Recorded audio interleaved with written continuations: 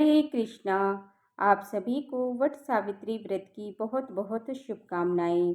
ज्येष्ठ मास की पूर्णिमा का दिन भारतीय सनातन संस्कृति में अत्यंत पुण्यदायक और श्रद्धा से परिपूर्ण माना गया है। इस दिन वट सावित्री व्रत का विशेष महत्व होता है, जिसे सुहागिन महिलाएं अखंड सुहाग, पति की दीर्घायु और पारिवारिक समृद्धि के लिए श्रद्धा भाव से रखती हैं। वट वृक्ष जो त्रिदेवों का प्रतीक माना गया है, जिसकी पूजा करके माता सावित्री की कथा सुनी जाती है, जिन्होंने अपने तप, धैर्य और दृढ़ निष्ठा से यमराज तक को परास्त कर अपने मृत्यु पति सत्यवान के प्राण वापस पाए थे। इस व्रत और कथा श्रवण से स्त्रियों में आस्था, धैर्य और कर्तव्य निष्ठा के भाव जागृत होते हैं।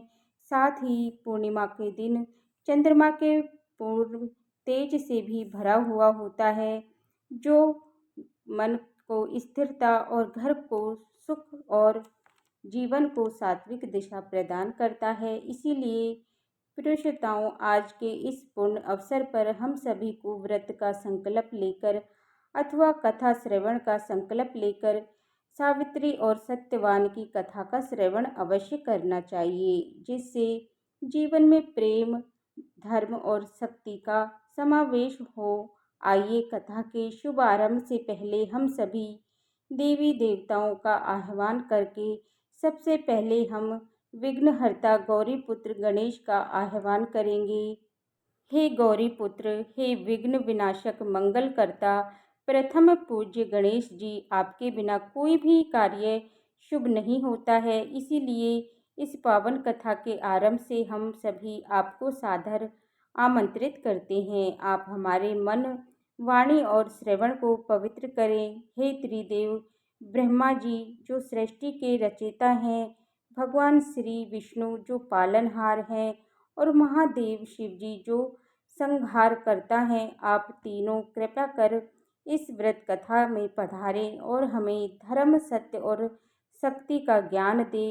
हे माँ सावित्री, आपके धैर्य, तप और पति परायणता ने स्त्री के त्याग और शक्ति की भाषा बदल दी। आज हम आपकी कथा को सुनने जा रहे हैं। हमें आपकी तरह ही श्रद्धा और शक्ति और साहस दें। हे देव सत्यवान, आप प्रेम और विश्वास ही माता सावित्री का बल बना। आप हमारे जीवन, सत्य और समर्पण का मार्ग प्रशस्त करें। और हे यमराज जी, आप धर्म के दूत हैं। हम पर आपसे करबद्ध प्रार्थना करते हैं, किसी भी सुहागिन का सुहाग ना टूटे, किसी घर में अकाल मृत्यु ना हो, हर स्त्री का जीवन सुखमय हो, उसका परिवार दीर्घायु और स्वस्थ रहे। आपके द्वारा दी गई मृत्यु को भी प्रेम और संकल्प से हराया जा सकता है। यह माता सावित्री ने सिद्ध किया है। हम सभी आपको प्रणाम करते हैं। सावित्री और सत्यवान की कथा। सावित्री और सत्यवान की कथा सबसे पहले महाभारत के वन पर्व में मिलती है, जब युधिष्ठिर महाराज ने सबसे पहले मार्कंडे ऋषि से पूछा था कि हे ऋषिवर, क्या कोई और भी ऐसी स्त्री थी जिसने द्रौपदी जितना कठिन व्रत किया था। तब मार्कंडे ऋषि ने विस्तार पूर्वक देवी सावित्री की कथा सुनाते हुए, जिसे एक समय महादेव जी ने देवी पार्वती जी को सुनाया था। कथा के अनुसार भद्र देश में अश्वपति देव का नाम का राजा रहता था। उसके संतान नहीं थी। उसने बड़े बड़े पंडितों को बुलवाया और कहा, मेरी कोई संतान नहीं है, इसीलिए तुम ऐसा उपाय करो जिससे मेरी संतान हो जाए। पंडित बोले, भाई, संतान तो तुम्हारे एक पुत्री लिखी है, जो 12 वर्ष की आयु में विधवा हो जाएगी। राजा ने कहा कि तो क्या मेरे नाम नहीं रहेगा। तब पंडितों ने खूब सारे यज्ञ किए, हवन किए। तो पंडितों ने कहा कि उस लड़की से आप पार्वती जी और वट पूर्णिमा की पूजा कराना, जिससे उसे सौभाग्य की प्राप्ति होगी।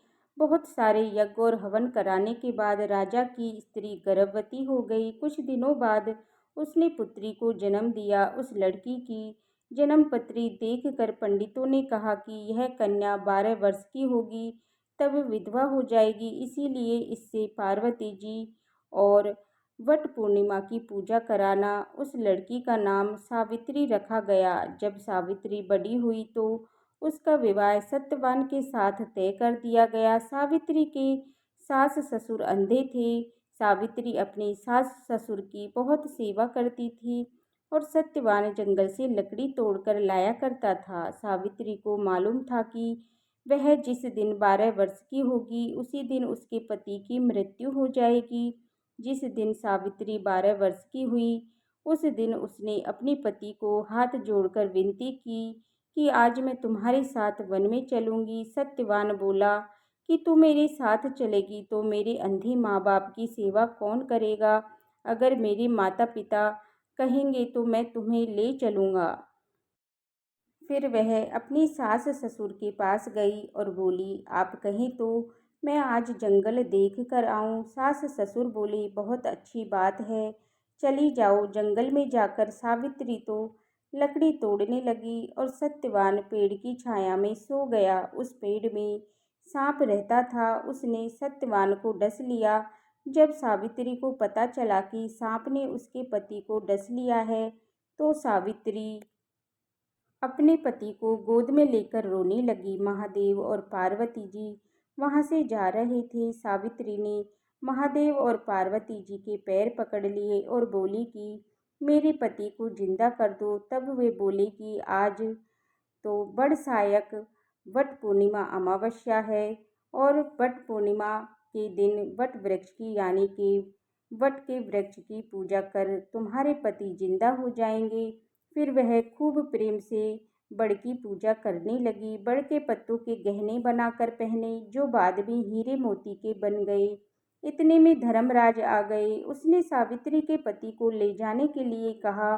सावित्री ने धर्मराज के पैर पकड़ लिए और बोली कि मेरे पति को मत लेकर जाओ। धर्मराज बोला, तू वरदान मांग ले, जो तुम्हें मांगना है वो मांग ले, तेरे पति को छोड़कर मैं तुम्हें सब कुछ दे सकता हूँ। तब सावित्री ने कहा कि सबसे पहले तो मेरे माता पिता के कोई पुत्र नहीं है, वो पुत्रवान हो जाएं। धर्मराज बोले, सत्य वचन, ऐसा ही होगा।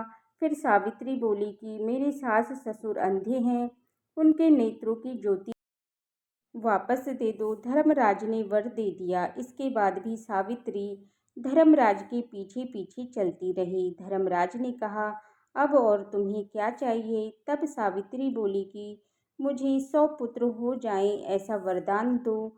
धर्मराज बोले, तथास्तु। फिर वह सत्यवान को लेकर जाने लगे। तब सावित्री बोली, हे महाराज, आप मेरे पति को लेकर जाएंगे तो 100 पुत्र कहाँ से होंगे? धर्मराज बोले, हे सती, तेरा सुहाग तो नहीं था, परंतु आप वट पूर्णिमा की पूजा करने से और पार्वती जी की पूजा करने से तेरा पति जीवित हो जाएगा।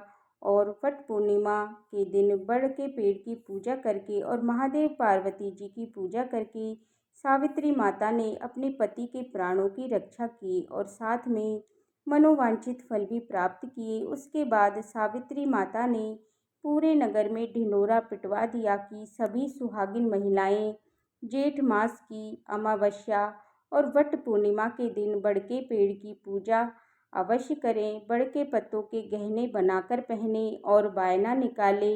हे गौरा मैया, वट सायती अमावस्या और वट पूर्णिमा के दिन जैसे आपने सावित्री के सुहाग की रक्षा की, वैसे ही इस कहानी को कहते सुनते हुंकारा भरते सबके सुहाग की रक्षा करना और सभी की मनोकामनाएं पूर्ण करना।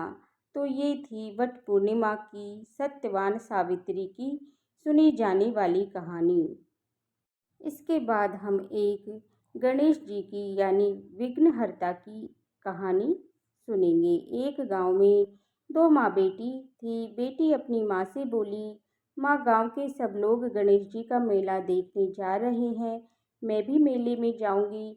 तब माँ बोली, वहाँ पर बहुत भीड़ होगी, कहीं गिर विर गई तो चोट लग जाएगी। लेकिन बेटी ने जिद कर ली। तब माँ ने बेटी को 2 लड्डू और घंटी में पानी देकर कहा कि एक लड्डू तो गणेश जी को खिलाकर पानी पिला देना, दूसरा लड्डू तुम खाकर बचा हुआ पानी पी लेना। बेटी मेले में चली गई। जब मेला खत्म हुआ तो शाम को सब गांव वाले वापस आ गए, परंतु उसकी बेटी नहीं आई। वो गणेश जी के पास बैठी रही और एक लड्डू तुझको और एक लड्डू मुझको, एक लड्डू तुझको और एक लड्डू मुझको, बस ऐसे ही पूरी रात कहती रही। तब गणेश जी ने सोचा कि यदि मैं आज लड्डू खाकर पानी नहीं पीऊँगा तो ये अपने घर नहीं जाएगी। वे एक लड़के का रूप बनाकर आए। लड़की ने लड्डू लेकर खाया और पानी पिया और बोले, बेटी कुछ मांग। तब लड़की बोली, मैं क्या मांगूं, मुझे तो मांगना नहीं आता। तब गणेश जी ने कहा, नहीं, जो आता है वो मांग। तब वो बोली, अन्न मांगू या धन मांगू या महल मांगू या सुहाग मांगू या खेत मांगू या बैल मांगू, बस इतना ही मांग लेती हूँ। तब गणेश जी बोले, ठीक है, जा, तुझे ऐसे ही सब कुछ मिल जाएगा। जब बेटी घर पहुंची तो माँ उसकी चिंता में रो रही थी। बेटी ने कहा, मैं तो गणेश जी को लड्डू खिलाकर पानी पिलाकर आ रही हूँ और देखो उन्होंने मुझे कितना सब कुछ दिया है। हे गणेश जी महाराज, जैसे उस लड़की पर कृपा की वैसे ही सब पर करना। इस कहानी को कहते सुनते होकारा भरते अपने सारे परिवार पर और हम सभी पर कृपा दृष्टि बनाए रखना। तो ये थी वट पूर्णिमा, वट सावित्री सत्यवान की कहानी। अगर आपको ये वीडियो पसंद आई हो तो वीडियो को लाइक करें और चैनल को सब्सक्राइब करें और कमेंट बॉक्स में हर हर महादेव और सावित्री देवी की जय अवश्य लिखें और बेल आइकन बटन को प्रेस करें, जिससे कि आने वाली वीडियो का नोटिफिकेशन आप सभी को समय पर मिलता रहे। हरे कृष्णा, राधे राधे।